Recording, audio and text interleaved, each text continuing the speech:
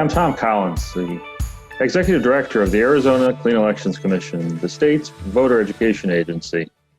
Vote by mail is a big and important topic in the 2020 election. And today we're pleased to be joined by two real experts in the area of election administration and voter education. Joining us today are Tammy Patrick, who is the Senior Advisor to the Elections Program of the Democracy Fund. The Democracy Fund is a nonpartisan nonprofit that focuses on enhancing democracy, and Tammy is a national expert on vote by mail and election administration, and a member of the President's Commission on Election Administration.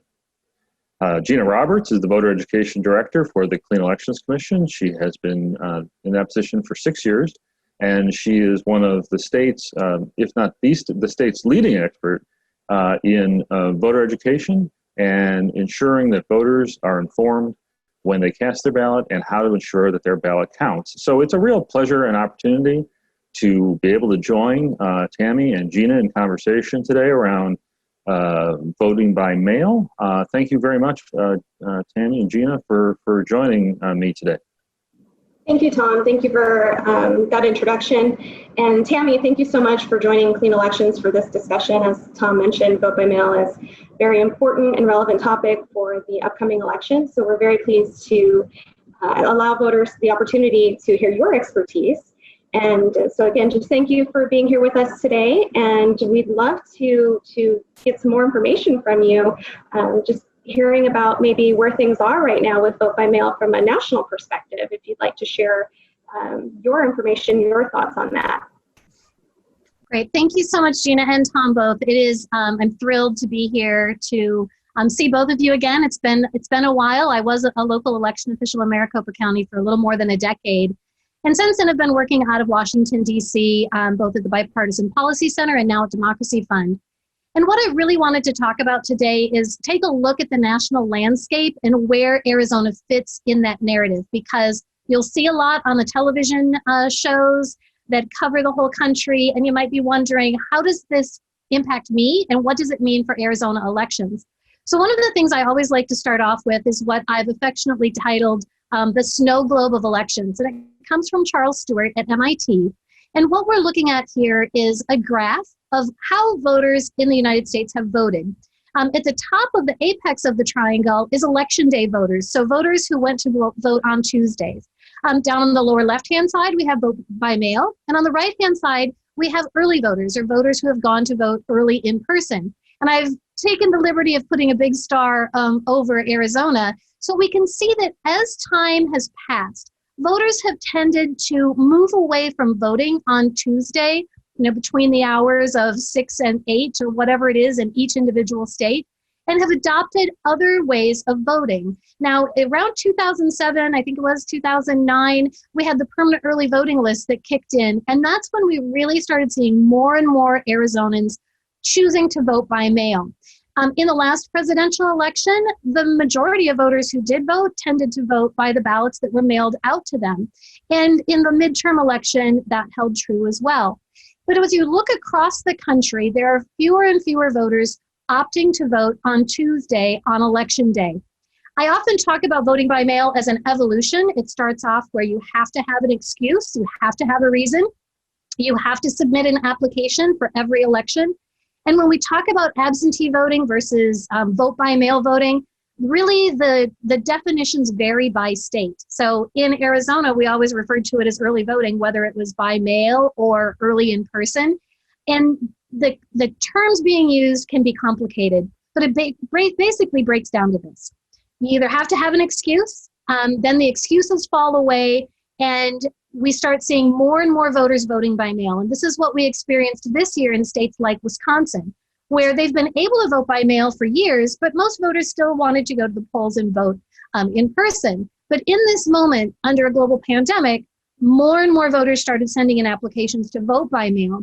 And what happens at that point in many states, and this is what happened in Arizona, is that once you get 40 or 50% of your electorate constantly asking for vote by mail ballots, it tends to be too much for you to keep up with all those applications. And that's when a permanent early voting list comes around. Now, the states that have moved from a permanent early voting list when they saw 50, 60, 70% of their electorate on the PEVL or PEVL, depending on which part of the state you're in, that's when those states moved to an all vote by mail system. So we currently have 5 that are always vote by mail for all of their elections. And we have 5 more states in this moment that are in fact mailing out ballots to every voter. I will tell you that Arizona is the one state in the nation that very easily could have made that move to send out a ballot to every voter that's registered, and they have not. So you still need to make that application or get on the permanent early voting list. In fact, the Secretary of State of Washington State, who's a Republican, likes to tease Arizona that you are a vote by mail state, even if you don't admit it.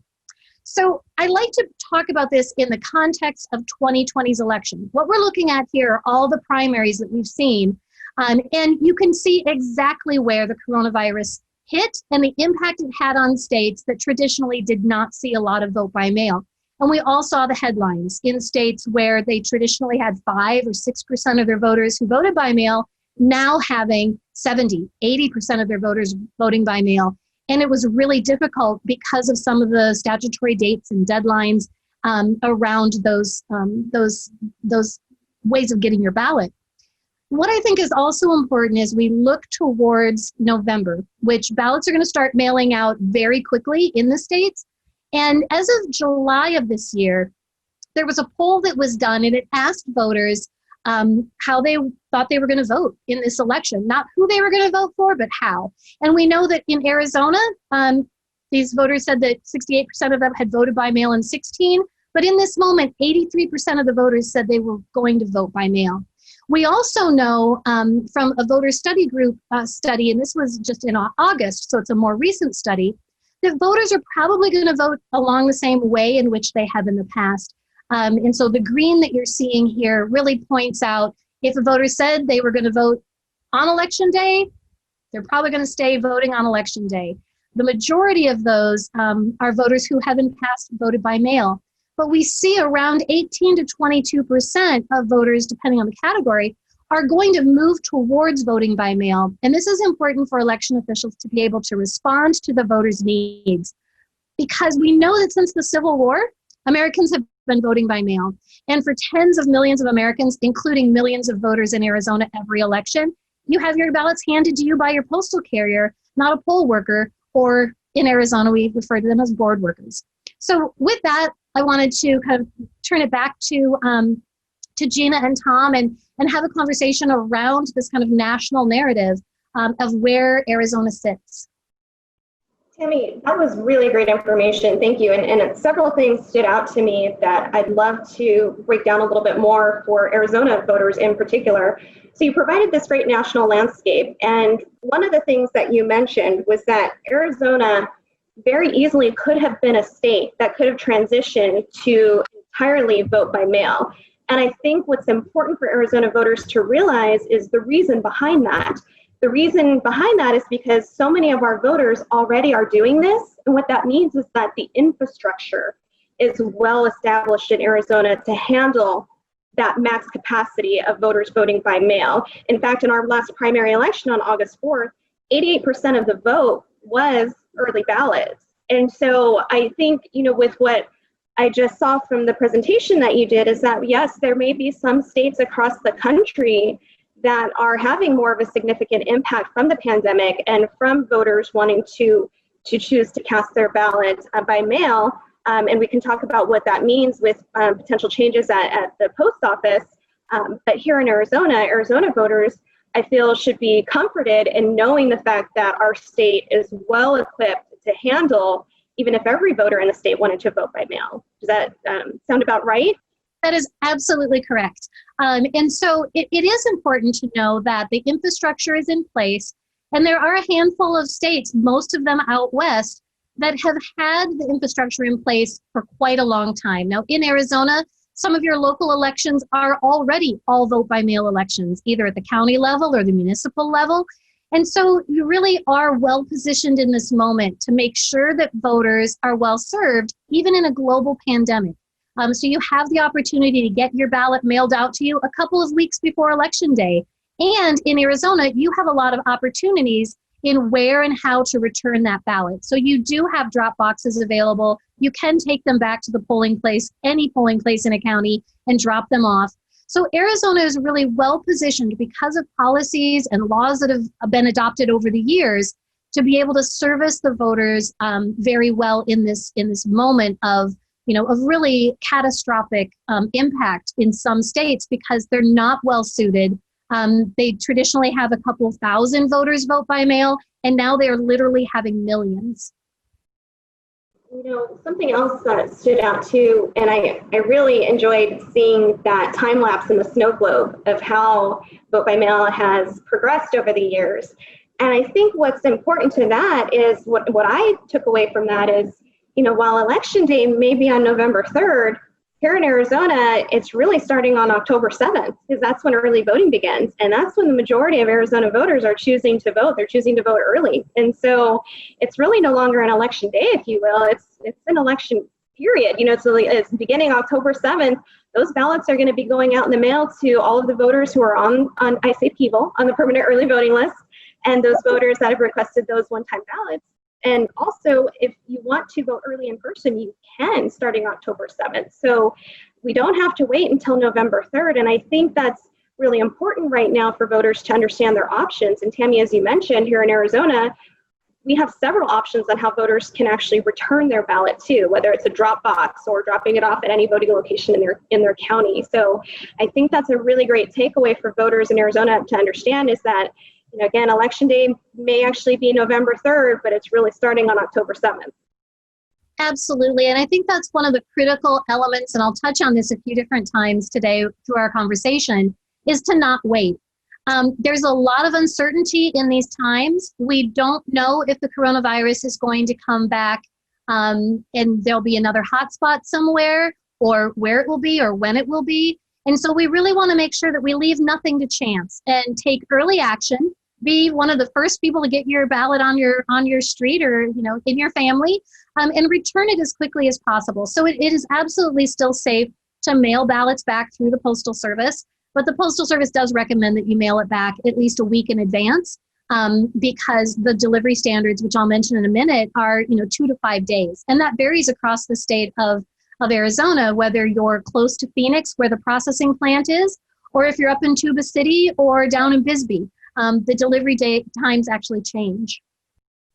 I think that's the perfect segue into the next part of some of the things that we need to know around voting by mail. And it's important in this moment. There's been a lot of discussion around the new Postmaster General, which I'll dive into in a minute. But it's important to know, particularly in Arizona, that the relationships with the Postal Service are well established. They know when the mailing dates are going to be, what the ballot envelopes look like. You use specific colors, so it's easy to see in the mail stream. But it is important for voters to know that first-class delivery is 2 to 5 days. And it's been that way for more than 5 years. Throughout these slides, you'll see these little megaphones, and that's kind of a symbol of things that we want voters to be thinking about and sharing with their friends and family members. We often talk about flattening the curve in this global pandemic, and we also want to flatten the curve of ballot requests. In thousands of election offices all around the country, including in Arizona, where you do have a lot of voters who vote by mail, this is how those applications get processed. In states and locations like this is King County, Washington, but I know many of the election offices in Arizona use a service provider. It's all high speed and technology, and those fulfillments can take place very quickly. But we still want to make sure our applications get in plenty of time. And you mentioned the first day that ballots mail out. So ballots actually mail out in North Carolina on September 4th. So as we get closer and closer to Election Day, more and more ballots will hit the mail stream, with a lot of them going out on September 19th. So September 19th is actually the first day for all military and overseas ballots to go out in every state. So really September 19th is when a lot of this happens, even though Arizona won't be mailing out their regular ballots to voters in the state. until later on in the cycle. Oops, I went one too fast there. So one of the things that voters can do is, in this moment, there's a lot of information that's flooding both the airwaves as well as coming in your mailbox. Always look for the official election mail logo. That lets you know that it is official information coming from election officials. You also have the ability to sign up for something with the Postal Service. It's a free service. It's called Informed Delivery. And what is awesome about this, and I don't use the word awesome very frequently, but I think this is awesome, is that every morning you get an email that shows you what mail will be in your mailbox that day. So here's an example from Orange County, California, where the voter gets to see their ballot is coming in the mail that day. And the Orange County registrar actually provided some augmented information so a voter could click on it and sign up to have their ballot be tracked. So there's all sorts of information that you can use as a voter to make sure you don't have any issues, you don't have any problems with voting this November. The Postal Service does recommend, as I mentioned, to mail back your ballot 1 week before the due date. And that's just to make sure that there aren't any unforeseen problems. But it's important when you hear about some of the things on TV or read them in the newspapers on the national level, is that more than 20 states allow a voter to request their ballot after that week. And in fact, there's 7 states allow you to request a ballot the day before Election Day. And that sets the wrong expectation for voters. So when you're hearing about this in the national narrative, this is what they're talking about. When you hear about the Postmaster General writing letters to the Secretaries of State about their dates and deadlines, this is what it's talking about, because they really don't align and comport with the standards for the Postal Service. So it's important for voters to have the right expectation on when to expect your ballot, the steps you can take to make sure your ballot counts. So be sure you sign it. That's the #1 reason ballots get rejected is for the signature being missing or not being a mismatch or coming in late. And so you want to know what your options are in return. And this is really the year of the drop box. So in Arizona, you've had the ability to drop off ballots at any polling place for years. Way back in, when I started in 2003, you could do that. But this year, because of the pandemic, a lot of places are implementing different types of drop boxes all around the country. And we know that in Arizona, you have to have your ballot back by the close of the polls on Election Day. And so some states that have that are looking at applying a postmark, and would a postmark be a better way to do it? States that use a postmark are redefining what they mean by a postmark. And there's a lot of litigation right now. So there are more than 200 cases in the courts around election administration, and some of them have to do with whether or not a postmark is valid. And so that's something for voters to just be aware of and know when it's time to return their ballot, what the information is at that time. And it's also important to know whether or not your jurisdiction, like Maricopa County, allows for ballot tracking. So I stole this one from a dear friend, and you can sign up for this. It gives you text message alerts of when your ballot's back, if there's a problem with the signature, if you forgot to sign it, so you have the opportunity to remedy it. When we talk about results, so think about results, right? We all want this election to be over so we can have the results and move on. It's important to know that some of those results are going to take time. In many states, this is how the ballots are being opened and removed from the envelopes, whereas in other places, they're using high-speed extractors that open up the envelopes. So if you think about literally taking a letter opener and slicing open 1 million envelopes and taking out the ballots, that all takes a lot of time. And that's why the Bipartisan Policy Center issued some recommendations. And I just love the picture because I love the look on her face. She's not very happy that she doesn't have one of those high-speed extractors. I'll put it that way. But it's also important when we talk about the results to know that there are 11 states that do not allow the election officials to start processing the ballots until Election Day.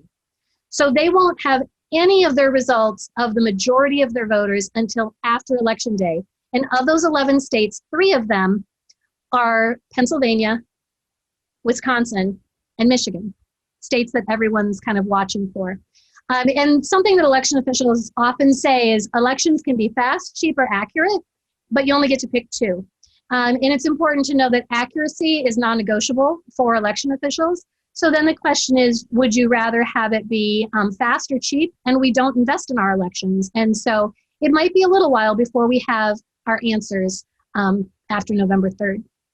Tammy, with respect to the that time between for processing and what have you, obviously that's something that I think people are used to in Arizona. But I mean, how, what do voters need to know about that? I mean, that's a delay they should sort of anticipate as they're sort of checking on election results on election night, right? Right, you're absolutely correct. So in Arizona, the county recorders and elections directors can start processing the vote by mail ballots and the early ballots that are coming in as soon as they have the logic and accuracy test done by the Secretary of State's office on their central tabulation equipment. And you can watch it in Arizona 24 hours a day, 7 days a week. You can log on to your county recorder's website and elections department website and watch the tabulation happening. And so if you get your ballot back early, it will actually be included in the results on election night. It's the ballots that are dropped off on Monday or on Tuesday on election day at the polls that will take some time after the election to be processed.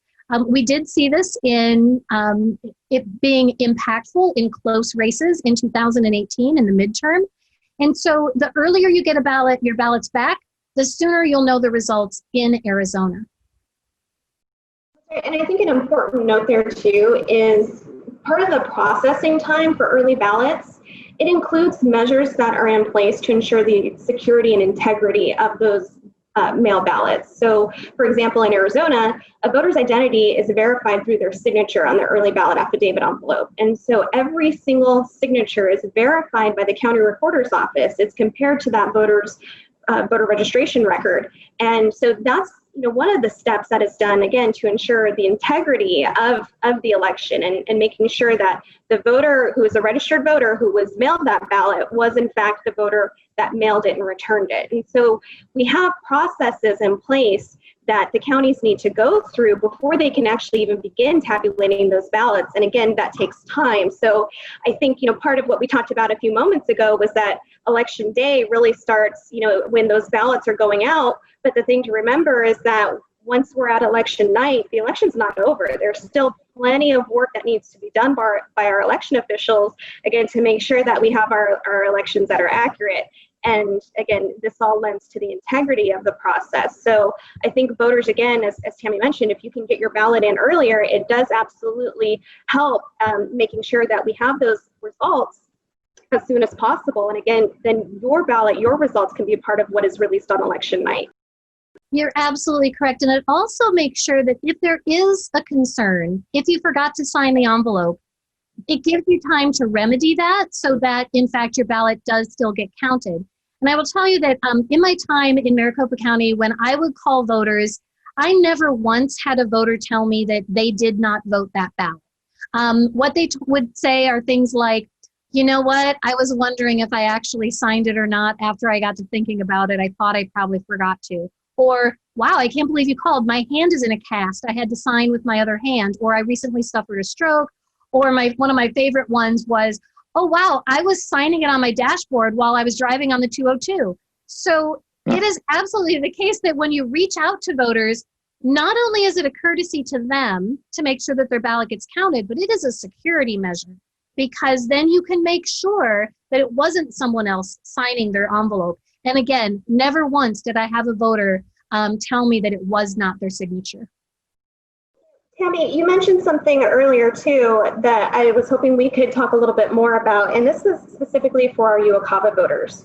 So with any issues right now that there may be, and with this new recommendation by the post office of the time frame to make your request for your ballot and of course mail it back too, what should our UOCAVA voters, our uniformed and overseas voters, how should they what kind of steps should they be taking now to make sure that they are getting their ballot? What do they need to know in regards to all of these changes that we've been discussing?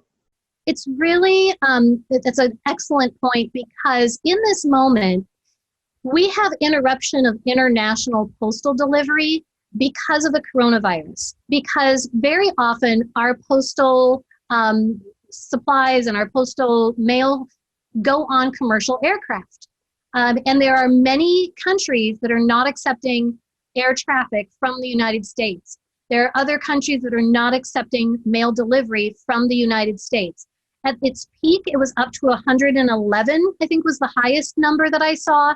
And now we're down to about 70 different countries that don't receive or mail out ballots or any type of mail to the United States because of the coronavirus. So here's the important things for military and overseas voters to know. If you're active duty military, your military postal service is still functioning and operational just fine. If you're a civilian, what you want to do is contact the embassy in the country where you reside, because the embassies will be sending back diplomatic pouches of ballots. So you can either drop it at the embassy or you can mail it to some of the embassies. So you want to double check depending on what country you're in, and they will mail it back for you. But in Arizona, you're very lucky in that Arizona does allow for some electronic transmission back for the ballots. So voters, one, want to make sure that they're registered. Two, and they complete a federal postcard application, so they're designated as a military and overseas voter. Three, you have the ability to receive your ballot electronically, if that's what you choose to do, or it will be mailed to you as long as you're in a country that will still receive physical mail. And then for your return options, you can, in fact, return it electronically, and you also have the ability to send it through the diplomatic pouches via the embassy. So what you would want to do is check with your county recorder's website. If you're not sure where that is, you can always go to the Secretary of State's website, and I'm sure on the CCEC website, there's also information for military and overseas voters that can help them get to the exact place where they need to get specific information from their county recorder. Wonderful, that's great. And I think too, with what you mentioned, the important takeaway here again is, voters don't delay. Right now, at this moment, you can register to vote, you can verify your registration, and you can make your request for an early ballot if that's how you choose to vote. So those steps can be taken care of right now. And again, just with everything that we've been discussing and, not knowing what's going to be happening with the pandemic, or if you have any concerns, right now is the time to go ahead and get those things done. So thank you for that information, Tammy. I just thought your, Arizona voters might be interested in what was happening with the Postal Service these days. Maybe it's kind of a hot topic. So as a little bit of background, when I was still the federal compliance officer at Maricopa County Elections, then under County Recorder Helen Purcell, I served as a liaison to the Postal Service for the National Association of Election Officials, to the Mailers Technical Advisory Committee, and have continued to do so even after I left Arizona. So I've had a very strong working relationship with former Postmaster Generals and their deputies, and we've had some changes at the Postal Service. So I wanted to just kind of talk about a few of those changes, because earlier this summer, there was what was referred to as a stand-up talk directive that was reported in the Washington Post and pretty extensively, where it was mentioned that there would be a cutback in any type of overtime, that late trips would not be authorized, that in fact it might be uncomfortable at first. And the bottom line of this says that it might be difficult for employees because temporarily you can see mail left behind or mail on the workroom or dock floors. This was a huge shift from the collaboration and the kind of mindset that we've always seen, and that was that the Postal Service would get the mail through no matter what. And so I was very concerned about this, and we put together this graphic to kind of explain why it would be problematic if we didn't have overtime, or if our postal carriers and the delivery drivers were more concerned with the clock than with the mail. So what this is kind of laying out is the path of mail for a local elections office. So let's say that you live in Flagstaff. When your county recorder, when Patty Hansen mails out you the ballot, it goes from her to the local plant or the local post office there in Flagstaff, and then it goes down to Phoenix to the processing plant where it's processed, and then it goes back up to Flagstaff and then out to the voter. The concern with this no overtime and late trip directive was, what if you're a postal carrier and you're out on your route and you're not done, but your shift is almost over? Do you leave the rest of the route? What if there are ballots in those mailboxes? If you do go ahead and finish your route, the truck that's back at the post office getting ready to go down to Phoenix to the plant, are they going to leave and none of your mail is going to get put on that truck? And then in the processing plant, we have, the whole process of the mail being sorted, and any additional delays could be problematic. So I don't want this graphic to say, or to be interpreted to say that, mail is going to have an additional 10 days added onto its processing, but each one of these points could be a 1-day delay. And in Arizona, where your ballot has to be back in hand by the close of the polls, that 1 day could mean a day too late. So you really don't want to wait in mailing back your ballot. And in fact, I include this from Lisa down in Cochise, is that for her, this would make a big impact for the voters of Cochise County, because her local election or local postal postmaster service provider drove all the way to Phoenix to get those late ballots and made a late trip to make sure that their voters' ballots counted. And this is what we need to make sure that the Postal Service is dedicated to and what they're committed to. Now, we all saw the pictures of the blue boxes being picked up. We heard about the sorting machines being removed offline. And here's what we need to remember. The Postal Service typically delivers 500 million mail pieces a day. 500 million mail pieces a day. And in this downturn in our economy and the global pandemic, they're running around 400 million pieces of mail a day. So that doesn't mean that they, can't process that mail. It's that people aren't mailing as much. We do know that the packages have been out of bounds, and they're basically running at what they call peak service levels right now, which is for the holidays. And they had not had the ability to scale up and ramp up. So with these sorting machines coming offline, I wasn't as concerned about it impacting the ability of the Postal Service to handle more vote by mail ballots, because they can handle that volume.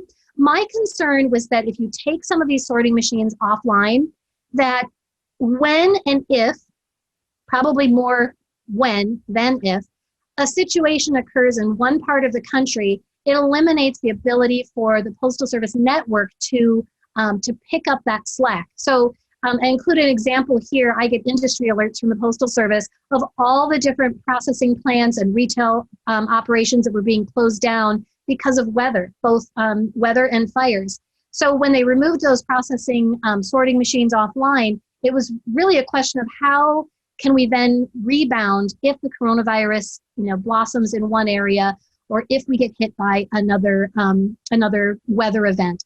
So it's important to know that there have been changes at the Postal Service. Very recently, the Postmaster General, I'm going to go back here. Very recently, the Postmaster General testified before Congress and said that they are dedicated to election mail. I talk to the Postal Service employees on a daily, if not weekly basis, and they are committed. I've spoken to election officials in Arizona, and their relationships with the local Postal Service are still positive, and they've seen no reduction in service. So when you see these things on the news, it's important to know that the timing of some of this has been unfortunate. The transparency of why some of these changes happened is also unfortunate, but I don't believe that it's going to have a resounding negative impact on vote by mail in Arizona. What could have a resounding impact is if voters get to be too concerned with the impact and change their confidence in the ability for the Postal Service to provide the services they do, and what I've often referred to as delivering democracy. So I just want voters in Arizona to know that there will not be a great concern for the Postal Service being able to get a ballot to you. Even if everybody did request a ballot, it's really just a blip on their radar. That's an excellent point, Tammy, and thank you. Thank you for stating that, voters, one of the reasons why Clean Elections wanted to have this discussion with you and with Tammy was so you could hear from Tammy, this national expert who I will say is probably the most knowledgeable person in the country right now about these issues. And we want voters to have confidence in the system. And, the things to remember is that you as a voter, you have tools in your tool belt, regardless of what is happening, in that, the earlier that you act, the better, and that you can always track the status of your ballot.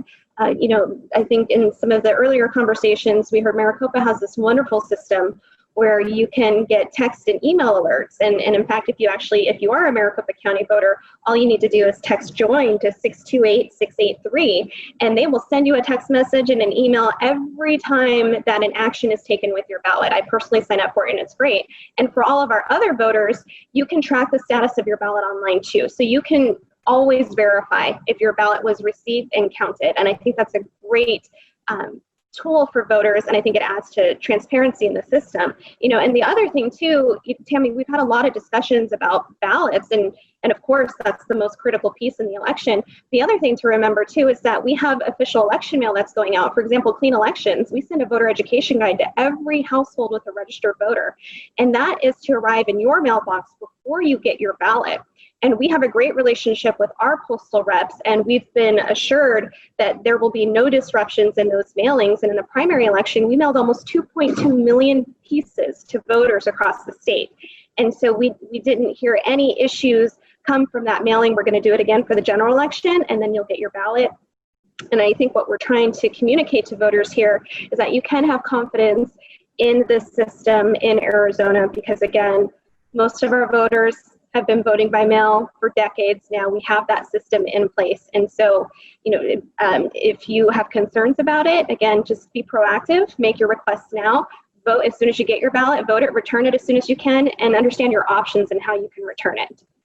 Absolutely. And I must say, after moving from Arizona, I so miss all the information. So I live in Maryland. We don't get publicity pamphlets.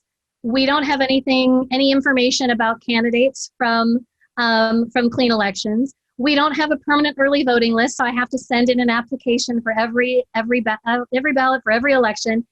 They don't have consolidated election dates, so they could happen at almost any time of the year. So there are some real advantages that I think Arizona voters should be really confident in the infrastructure that's been put in place, particularly in this moment where everything can kind of be up in the air.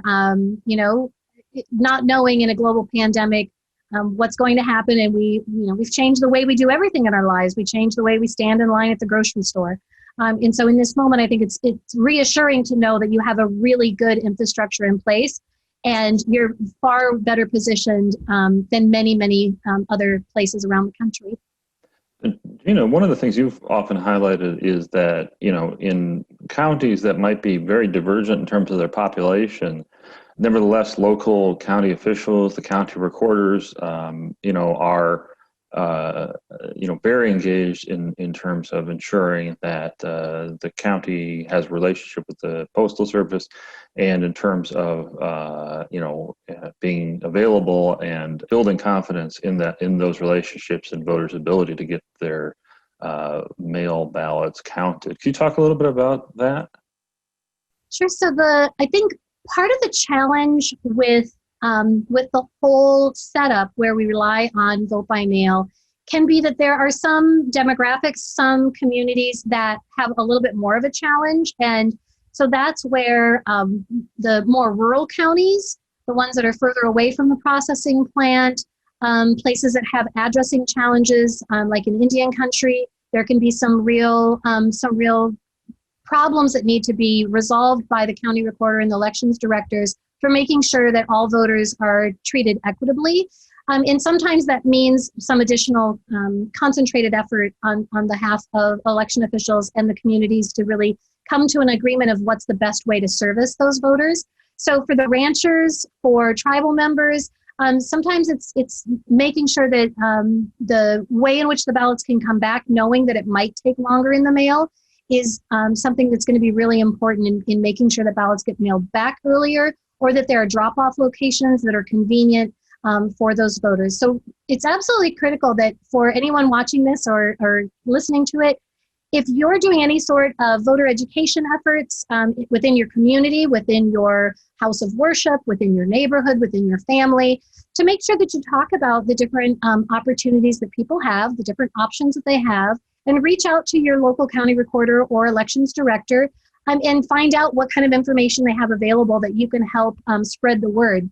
because in this moment, we're not, there won't be, you know, a state fair, there's not county fairs.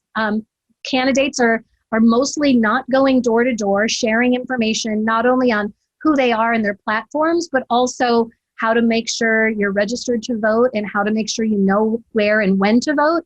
So this is where we all need to pick up some of that slack and help get the information out there. And that's why a program like this is so critical, and the work that you all do is so important to the voters of Arizona. Thank you, Tammy. I think if I'm correct, that's a great segue into your next section. Is that right? You would think we planned this, Gina, but it is. It's flowing beautifully. So I do want to talk a little bit about messaging, because it's very funny. Across the country, election officials like to say one size doesn't fit all. One size doesn't fit all. You can't have a single answer that is the solution for everyone. But in reality, voters get registered. Voters are given a ballot to vote.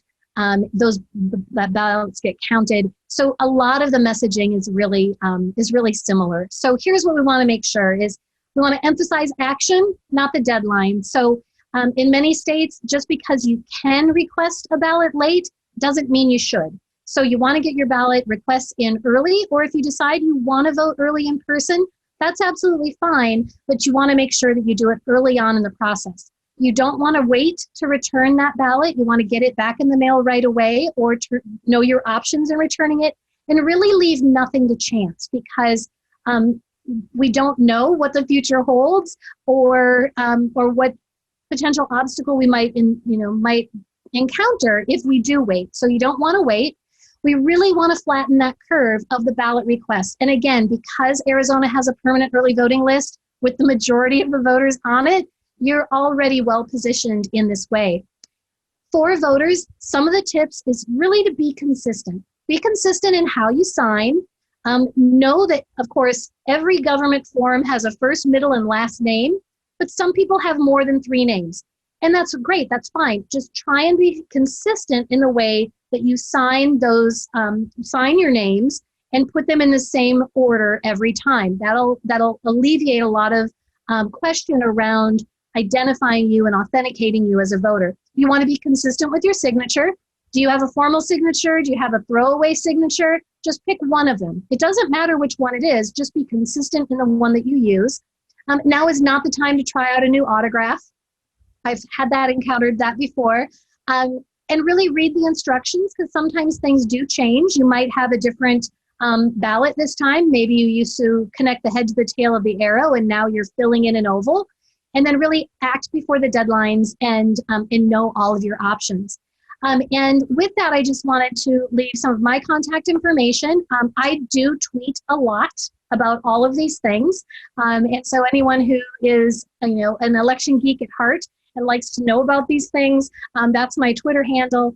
And really just the end message to all of this, at least before we get to more discussion, is that in this moment, I would say that, many people are frustrated. We're tired, we're isolated, we're grieving.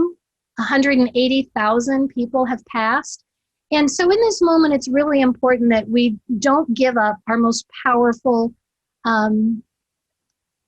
action that we can do, our most powerful voice, and that is our vote. And so in this moment, I just want to make sure that voters remember that no matter what you see on the news, you can always get accurate information from your election officials and organizations like Clean Elections, and make sure that you understand what the parameters are, and you shouldn't have any trouble at all in voting in the upcoming general. Thank you, Tammy. That was really wonderful. I think you really ended on a positive note there. And what we have seen from Arizona voters in our primary election, we broke turnout. And so I think that's really exciting for Arizona as a state to see our voters so engaged and wanting to participate in the electoral process. And I think all of the information that we provided here today, I think it really helps to clarify what we've been seeing in the media and really how Arizona is potentially impacted by whether it's the pandemic or the issues going on at the post office. So I think, the information that we've discussed here today can hopefully give Arizona voters a little bit of, relief in knowing that our system is well established and that Arizona election officials, we've got this. And so I know this was a lot of information that we've discussed here today, and voters, all of it, we break down everything that you need to know, whether it's talking about how to get your ballot, what your return options are, how to register to vote, the information that's going on right now with the Postal Service, how to find those drop box locations. All of that is available at the Clean Elections website. So we really have all of this information broken down for you in one stop. So please, as we talk about wanting to participate, also be informed, be aware of your options that you have for you so you can decide what the best approach is for you and how you want to cast your ballot, whether you want to get it by mail or whether you want to go vote early in person or if you want to vote on election day. You have options. And so if you visit azcleanelections.gov, all of those options are laid out there for you. So you as the voter can decide how you choose to cast your ballot. Tammy, again, thank you for joining us today. Privilege for me just to be here and have this discussion with you. I still remember joining you at Maricopa County several years ago when I was just a newbie, and I've learned so much from you, and I thank you for your time today to help educate Arizona voters. Oh, it's been wonderful to see you all. Thank you so much. I miss you all. I miss Arizona, and I miss real tortillas. I think that there are a lot of reasons to be confident that this election will go off smoothly. But as Gina and Tammy have emphasized, voters, ultimately you do have a say in both, obviously through your vote, but you also have tools at your disposal to ensure that you're both informed and can take the steps you want to take to ensure that your ballot is received. So thank you all for watching, and Tammy and Gina, thank you all for sharing all of this important information. As Gina said, you can always check the Clean Elections website for information ranging from registering to vote to returning your ballot to candidate debates and information. It's a service for every voter in the state, and we look forward to seeing you online.